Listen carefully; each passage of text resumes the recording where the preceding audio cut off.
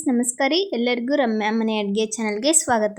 ಈ ವಿಡಿಯೋದಲ್ಲಿ ಒಂದು ಸಾಫ್ಟ್ ಆದ ಸ್ಪಾಂಜಿ ಥರ ಇರುವಂಥ ಖಾರವಾಗಿರುವ ಮಸಾಲೆ ಪಡ್ಡುನ ಹೇಗೆ ಮಾಡ್ದಂತ ಹೇಳಿ ನೋಡೋಣ. ಅದಕ್ಕಿಂತ ಮುಂಚೆ ಇನ್ನೂ ನನ್ನ ಚಾನಲ್ಗೆ ಯಾರು ಸಬ್ಸ್ಕ್ರೈಬ್ ಆಗಿಲ್ಲ ದಯವಿಟ್ಟು ಚಾನಲ್ನ ಸಬ್ಸ್ಕ್ರೈಬ್ ಮಾಡಿಕೊಂಡು ವಿಡಿಯೋ ನೋಡಿ.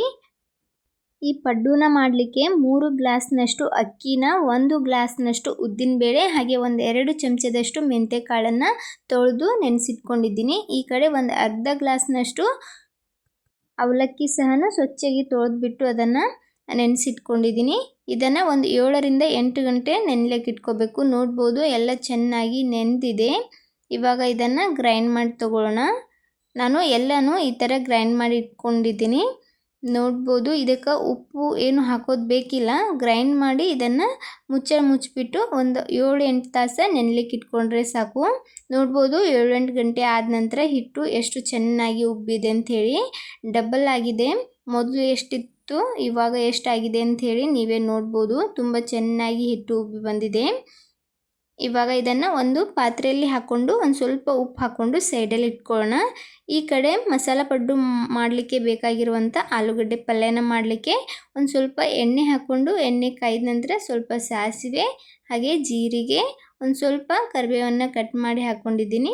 1-2 ಹಸಿಮೆಣಸಿನ್ಕಾಯಿನ ನಡುವೆ ಸೀಳಿ ಸೇರಿಸ್ಕೊಂಡಿದ್ದೀನಿ. ಹಾಗೆ 1 ಮೀಡಿಯಮ್ ಸೈಜ್ ಈರುಳ್ಳಿನ ಹಾಕ್ಕೊಂಡು ಚೆನ್ನಾಗಿ ಇದನ್ನು ಫ್ರೈ ಮಾಡ್ಕೊಳ್ಳಿ. ಈರುಳ್ಳಿ ಚೆನ್ನಾಗಿ ಫ್ರೈ ಆದ ನಂತರ ಒಂದು ಸ್ವಲ್ಪ ಅರಿಶಿನ ಪುಡಿನ ಹಾಕ್ಕೊಂಡು ಇದನ್ನು ಸ್ವಲ್ಪ ಹೊತ್ತು ಫ್ರೈ ಮಾಡ್ಕೊಳ್ಳೋಣ. ಇದೆಲ್ಲ ಚೆನ್ನಾಗಿ ಫ್ರೈ ಆದ ನಂತರ ಕುದಿಸ್ಕೊಂಡಿರುವಂಥ ಆಲೂಗಡ್ಡೆನ ಚೆನ್ನಾಗಿ ಸ್ಮ್ಯಾಶ್ ಮಾಡಿ ಸೇರಿಸ್ಕೊಂಡಿದ್ದೀನಿ. ಆಲೂಗಡ್ಡೆನ ಇವಾಗ ಚೆನ್ನಾಗಿ ಮಿಕ್ಸ್ ಮಾಡ್ಕೊಳ್ಳೋಣ. ಇದು ಚೆನ್ನಾಗಿ ಮಿಕ್ಸ್ ಮಾಡ್ಕೊಂಡ್ಬಿಟ್ಟು ಲಾಸ್ಟಲ್ಲಿ ರುಚಿಗೆ ತಕ್ಕಷ್ಟು ಉಪ್ಪು ಹಾಗೆ ಒಂದು ಸ್ವಲ್ಪ ಕೊತ್ತಂಬರಿನ ಕಟ್ ಮಾಡಿ ಸೇರಿಸ್ಕೊಂಡು ಮಿಕ್ಸ್ ಮಾಡಿಕೊಂಡ್ರೆ ಆಯಿತು. ಸಿಂಪಲ್ಲಾಗಿ ಮಾಡ್ಕೊಳ್ಬೋದಂತ ಆಲೂಗಡ್ಡೆ ಪಲ್ಯ ರೆಡಿ ಆಗ್ತದೆ. ಇದನ್ನು ಮಸಾಲೆ ದೋಸೆ ಜೊತೆನೂ ಸಹ ಮಾಡ್ಕೊಳ್ಬೋದು. ನಾನಿಲ್ಲಿ ಮಸಾಲೆ ಪಡ್ಡು ಮಾಡಲಿಕ್ಕೆ ಈ ಥರ ಆಲೂಗಡ್ಡೆ ಪಲ್ಯನ ಮಾಡ್ಕೊಂಡಿದ್ದೀನಿ. ಇವಾಗ ಇದನ್ನು ಸೈಡಲ್ಲಿ ಇಟ್ಕೊಂಡು ಈ ಕಡೆ ಅದಕ್ಕೆ ಬೇಕಾಗಿರುವಂಥ ರೆಡ್ ಚಟ್ನಿನ ಮಾಡ್ಕೊಳ್ಳೋಣ. ಕೆಂಪು ಚಟ್ನಿ ಮಾಡಲಿಕ್ಕೆ ನಾನು ಒಂದು ಸ್ವಲ್ಪ ಒಣ ಮೆಣಸಿನ್ಕಾಯಿ ಹಾಗೆ 1-2 ಕಾಶ್ಮೀರಿ ರೆಡ್ ಚಿಲ್ಲಿಯನ್ನು ಬಿಸಿ ನೀರೊಳಗೆ ನೆನೆಸಿಟ್ಕೊಂಡಿದ್ದೆ. ಒಂದು ಅರ್ಧ ಗಂಟೆ ಇದನ್ನು ನೆನೆಸ್ಲಿಕ್ಕೆ ಇಟ್ಕೊಂಡಿದ್ದೆ. ಇವಾಗ ಒಂದು ಮಿಕ್ಸರ್ ಜಾರ್ ತೊಗೊಂಡು ಅದಕ್ಕೇ ನೆನೆದಿರುವಂಥ ಈ ಮೆಣಸಿನ್ಕಾಯನ್ನು ಹಾಕ್ಕೊಂಡು ಅದಕ್ಕೇ ಒಂದು ಅರ್ಧ ಚಮಚದಷ್ಟು ಜೀರಿಗೆ ಹಾಗೆ 1 ಮೀಡಿಯಮ್ ಸೈಜ್ ಈರುಳ್ಳಿನ ಕಟ್ ಮಾಡಿ ಸೇರಿಸ್ಕೊಂಡಿದ್ದೀನಿ. ಹಾಗೆ ಒಂದು ಸ್ವಲ್ಪ ಬೆಳ್ಳುಳ್ಳಿನ ಸುರಿದು ಹಾಕ್ಕೊಂಡು ಲಾಸ್ಟಲ್ಲಿ ರುಚಿಗೆ ತಕ್ಕಷ್ಟು ಉಪ್ಪನ್ನು ಸೇರಿಸ್ಕೊಂಡು ಇದನ್ನು ಮೊದಲು ಗ್ರೈಂಡ್ ಮಾಡಿ ತಗೊಳ್ಳೋಣ. ಈ ಥರ ತರಿಯಾಗಿ ಆದ ನಂತರ ಇದಕ್ಕೆ ಒಂದು ಸ್ವಲ್ಪ ನೀರನ್ನು ಸೇರಿಸ್ಕೊಂಡು ಮತ್ತೆ ಗ್ರೈಂಡ್ ಮಾಡ್ಕೊಳ್ಳೋಣ. ನೋಡ್ಬೋದು ಕೆಂಪು ಚಟ್ನಿ ಸಹ ರೆಡಿಯಾಗಿದೆ. ಇದನ್ನು ಒಂದು ಬೌಲ್ಗೆ ಹಾಕ್ತಾ ಇದ್ದೀನಿ. ಈ ಕಡೆ ಮಸಾಲೆ ಪಡ್ಡು ಹೇಗೆ ಮಾಡೋದಂತ ಹೇಳಿ ನೋಡೋಣ. ಪಡ್ಡು ಮಾಡ್ಲಿಕ್ಕೆ ಪಡ್ಡಿನ ಮಣೆನ ಇಟ್ಕೊಂಡು ಅದು ಕಾಯ್ದ ನಂತರ ಅದಕ್ಕೆ ಚೆನ್ನಾಗಿ ಎಣ್ಣೆ ಎಲ್ಲ ಹಚ್ಕೊಳ್ಳಿ. ಎಲ್ಲ ಕಡೆ ಚೆನ್ನಾಗಿ ಎಣ್ಣೆ ಹಚ್ಕೊಂಡು ಇವಾಗ ಪಡ್ಡುನ ಹಾಕ್ಕೊಳ್ಳೋಣ. ಒಮ್ಮೆಲೆ ಜಾಸ್ತಿ ಹಿಟ್ಟನ್ನು ಹಾಕಕ್ಕೆ ಹೋಗಬೇಡಿ. ನಾರ್ಮಲ್ ಪಡ್ಡು ಥರ ಇದಕ್ಕೆ ಮೊದಲು ನಾವು ಒಂದು ಅರ್ಧ ಭಾಗದಷ್ಟು ಹಿಟ್ಟನ್ನು ಹಾಕ್ಕೊಳ್ಬೇಕಾಗ್ತದೆ.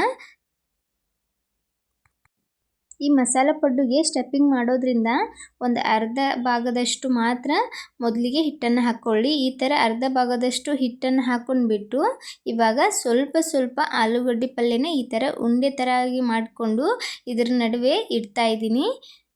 ಆಲೂಗಡ್ಡೆ ಪಲ್ಯ ಎಲ್ಲ ಇಟ್ಟ ನಂತರ ಲಾಸ್ಟಲ್ಲಿ ಇದಕ್ಕೆ ನಾನು ಒಂದು ಸ್ವಲ್ಪ ಕೆಂಪು ಚಟ್ನಿನ ಹಚ್ತಾ ಇದ್ದೀನಿ. ನಿಮ್ಮ ಕೆಂಪು ಚಟ್ನಿ ಯಾವ ಥರ ಖಾರ ಇದೆ ನೋಡಿಕೊಂಡು ಸ್ವಲ್ಪ ಹಚ್ಕೊಳ್ಳಿ. ನಾನು ತಗೊಂಡಿರೋ ಮೆಣಸಿನ್ಕಾಯಿ ಅಷ್ಟೊಂದು ಖಾರ ಇಲ್ಲ, ಅದಕ್ಕೋಸ್ಕರ ನಾನು ಸ್ವಲ್ಪ ಜಾಸ್ತಿನೇ ಹಾಕ್ತಾಯಿದ್ದೀನಿ.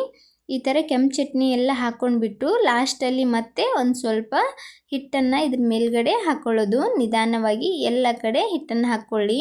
ಈ ಪಡ್ಡು ಮಾಡುವಾಗ ಆದಷ್ಟು ಗ್ಯಾಸನ್ನು ಲೋ ಫ್ಲೇಮಲ್ಲಿ ಇಟ್ಕೊಳ್ಳಿ. ಇದೆಲ್ಲ ಹಾಕೋವರೆಗೂ ಲೋ ಫ್ಲೇಮಲ್ಲಿ ಇಟ್ಕೊಳ್ಳಿ. ಮೊದಲು ಚೆನ್ನಾಗಿ ಹೀಟಾಗಿರೋ ತವಕ್ಕೆ ಹಿಟ್ಟನ್ನು ಹಾಕ್ಕೊಂಡು ಆಮೇಲೆ ಲೋ ಫ್ಲೇಮಲ್ಲಿ ಇಟ್ಟು ಎಲ್ಲನೂ ಹಾಕಿ ಮೀಡಿಯಮ್ ಫ್ಲೇಮಲ್ಲಿ ಇದನ್ನು ಮುಚ್ಚಿಬಿಟ್ಟು ಬೇಯಿಸ್ಕೊಳ್ಳೋಣ.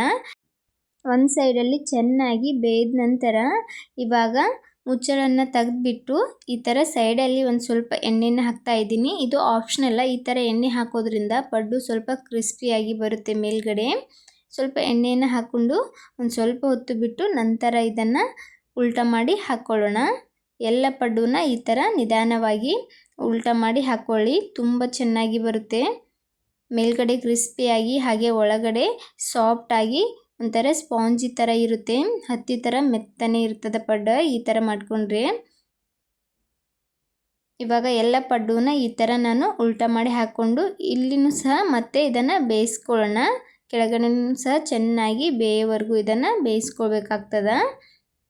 ಎರಡು ಸೈಡ ಬೇಯ್ದ ನಂತರ ಇದನ್ನು ಒಂದು ಪ್ಲೇಟಿಗೆ ತೆಕ್ಕೊಳ್ಳೋಣ. ನೋಡ್ಬೋದು ಎಷ್ಟು ಕಲರ್ಫುಲ್ಲಾಗಿ ಬಂದವಂತ ಹೇಳಿ. ನಾನು ಕಲರ್ಗೋಸ್ಕರ ಸಕ್ಕರೆನೂ ಸಹ ಹಾಕ್ಕೊಂಡಿಲ್ಲ, ಆದರೂ ಕೂಡ ಚೆನ್ನಾಗಿ ಮೇಲ್ಗಡೆ ಕಲರ್ ಬಂದಿದೆ. ಇವಾಗ ಎಲ್ಲ ಪಡ್ಡೂನ ಒಂದು ಪ್ಲೇಟಲ್ಲಿ ತೆಗಿತಾ ಇದ್ದೀನಿ. ನಾನಿಲ್ಲಿ ಈ ಪಡ್ಡೂನ ತೆಂಗಿನಕಾಯಿ ಚಟ್ನಿ ಜೊತೆ ಸರ್ವ್ ಮಾಡ್ಕೊಂಡಿದ್ದೀನಿ. ಒಣ ತೆಂಗಿನಕಾಯಿ ಚಟ್ನಿ ಜೊತೆ ನಾನು ಪಡ್ಡನ್ನು ಸರ್ವ್ ಮಾಡ್ಕೊಂಡಿದ್ದೀನಿ. ನೋಡ್ಬೋದು ಎಷ್ಟು ಕ್ರಿಸ್ಪಿಯಾಗಿ ಬಂದಿದೆ ಮೇಲ್ಗಡೆ ಅಂಥೇಳಿ. ನೋಡ್ತಿದ್ರೇ ಗೊತ್ತಾಗ್ತಿದೆ ತುಂಬ ಕ್ರಿಸ್ಪಿಯಾಗಿ, ಹಾಗೆ ಕಲರ್ ಕೂಡ ತುಂಬ ಚೆನ್ನಾಗಿ ಬಂದಿದೆ. ನಾರ್ಮಲ್ ಪಡ್ಡು ಮಾಡಿ ತಿನ್ನೋದಕ್ಕಿಂತ ಈ ಥರ ಡಿಫ್ರೆಂಟಾಗಿ ಮಸಾಲೆ ಪಡ್ಡನ್ನ ಒಮ್ಮೆ ಮಾಡಿ ನೋಡಿ. ಮನೆಯವರೆಲ್ಲ ಇಷ್ಟಪಟ್ಟು ತಿನ್ನೋದು ಮಾತ್ರ ಗ್ಯಾರಂಟಿ.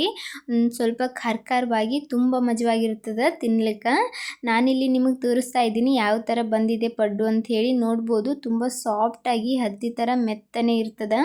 ಮೇಲ್ಗಡೆ ಸ್ವಲ್ಪ ಕ್ರಿಸ್ಪಿಯಾಗಿ ಒಳಗಡೆ ಸಾಫ್ಟಾಗಿರ್ತದೆ, ಹಾಗೆ ಸ್ವಲ್ಪ ಖಾರವಾಗಿ ತುಂಬ ಮಜವಾಗಿರ್ತದೆ. ನೀವು ಸಹ ಒಮ್ಮೆ ಟ್ರೈ ಮಾಡಿಬಿಟ್ಟು ಹೇಗೆ ಬಂದಿತ್ತಂತ ಹೇಳಿ ಕಮೆಂಟ್ ಮಾಡೋದು ಮಾತ್ರ ಮರಿಬೇಡಿ. ಹಾಗೆ ಇದೇ ಥರದ ಇನ್ನಷ್ಟು ರೆಸಿಪಿಗೋಸ್ಕರ ರಮ್ಯಾ ಮನೆ ಅಡುಗೆ ಚಾನಲನ್ನು ಸಬ್ಸ್ಕ್ರೈಬ್ ಮಾಡ್ಕೊಳ್ಳಿ. ಹಾಗೆ ಬೆಲ್ ಐಕಾನ್ ಕೂಡ ಒತ್ತಿ. ನಾವು ಹಾಕೋ ವಿಡಿಯೋ ನೋಟಿಫಿಕೇಷನ್ ನಿಮಗೆ ಬರುತ್ತೆ. ನನ್ನ ವಿಡಿಯೋ ಯಾರೆಲ್ಲ ನೋಡ್ತಾ ಇದ್ದೀರಾ ಎಲ್ಲರಿಗೂ ಧನ್ಯವಾದಗಳು.